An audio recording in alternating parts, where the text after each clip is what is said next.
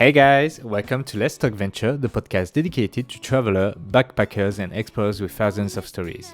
My name is Tori, and today and for the month of December, I will publish some extracts from the previous interviews with the guests of Let's Talk Venture in the new format called Short Stories for Big Adventures. So here we go for an extract of Random Conversation number 1, recorded in June 2019. So from Madrid, I took a 10-hour bus ride from Madrid to Toulouse. Yeah. And obviously we have some stops to pick up people and drop people off. Yeah. So we get to Pau, and there's like immigration, or I guess like Douane, I don't know. Yeah, they're there waiting. So I was like, okay, whatever, like, it'll be fine. So they get on the bus, and they like asking everyone, they're just like counting everyone, checking to see who's there.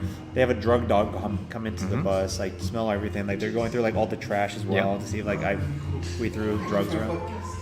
And so I was in Pau, and obviously the one or immigration was searching everyone. So they took everyone off the bus one at a time, went through our luggage, asked some questions. The guy there spoke Spanish because he didn't. We were coming from Spain, so obviously he had to know some Spanish.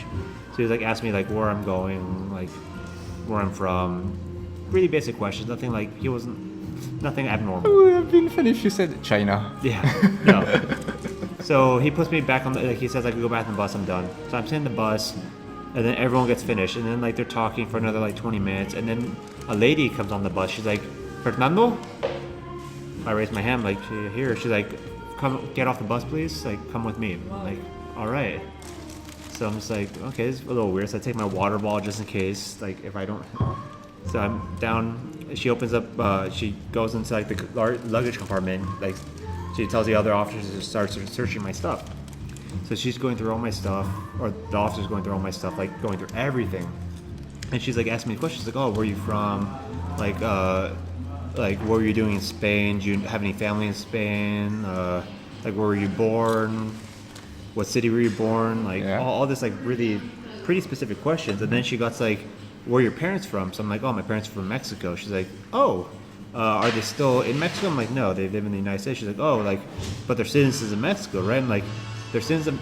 Yes, but they're also citizens of the United States. She's like, oh, but they're from Mexico, right? I'm like, yeah, they're from Mexico, but they're United States citizens. She's like, okay.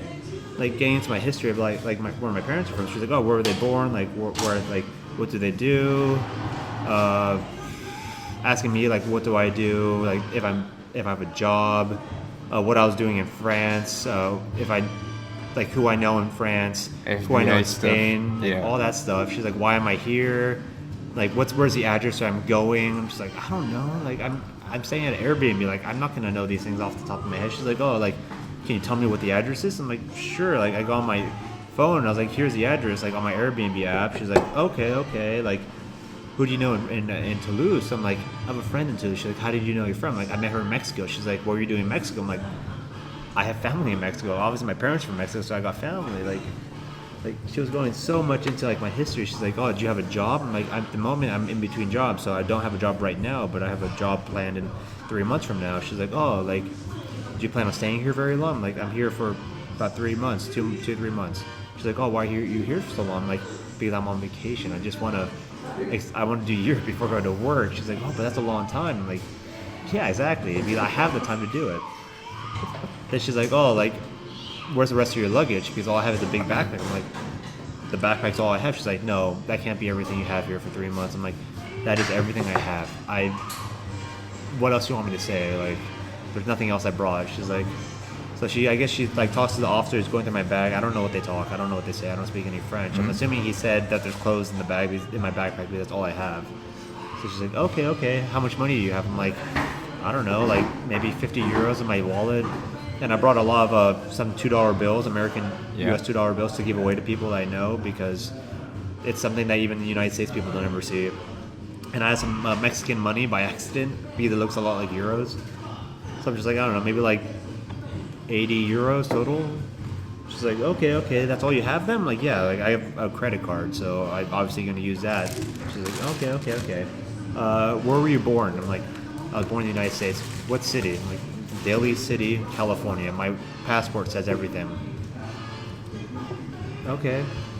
And then I don't know, she was trying to like bait me, I think, or something. It was just so, out of all the people on that bus, like I was the one that was getting picked on.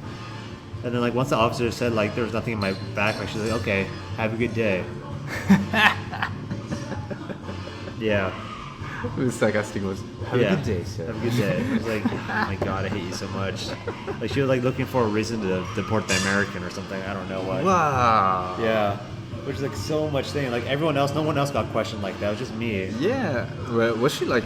I think you don't have the answer, but maybe she was. I just tried to find explanation why she would act like that, but maybe she was like the newbie, the rookie in the I team. think, well, like once I said, prove yourself. Yeah, like once I said my parents were from Mexico, I think she got a little curious. Like I don't know, maybe she thought like I was born in Mexico and like. And you have cocaine in your poop. Yeah, I was a mule, a drug mule. No, but maybe I don't know. Maybe she thought like I was like an immigrant from Mexico trying to come over here to find a job. I don't know what. I really have no idea. But like everyone else on the bus, like I was taken off and like I was questioned for another like 20 minutes, just like everything. I think you don't have the answer, but were you the only foreigner in the bus? No, there were other people. Like there's a Canadian, there's some other people as well, but I was the only one. And like the Canadian, they had like gas like containers for like their stoves because they were camping and they were going like hardcore outdoors. And I was like, they have gas on the bus. Like I don't know, like they could have set fire to something. I just have clothes. Come on. Yeah, like I have clothes. I have a phone charger. Like I don't have any drugs or cocaine on me. Which sorry. One was actually really funny. So I was in Madrid. I have some friends in Madrid, and one of my friends, like, she was like, "Oh, like all the people who like smuggle drugs within Europe, they take the buses because the buses never get searched by police." Yeah. And she was like, "Oh, by the way, do you want some weed? Do you want to take some marijuana with you?" I was like, "Oh no, I'm good, thank you." Like, and I'm so glad. I am so glad that I said no, because if I said yes, then at this moment, right now, I probably would have either still been in a French jail of some sort, or I would have been deported back to the United States and been banned from the European Union for who knows how long. Yeah. Seriously. Yeah. So I wouldn't be here right now if I said yes. And I'm so glad I said no, because like I messaged her, I was like, "Hey, Eugenia, like I almost like if I took you up on your offer, like I would have been fucked. Like I would have been so screwed."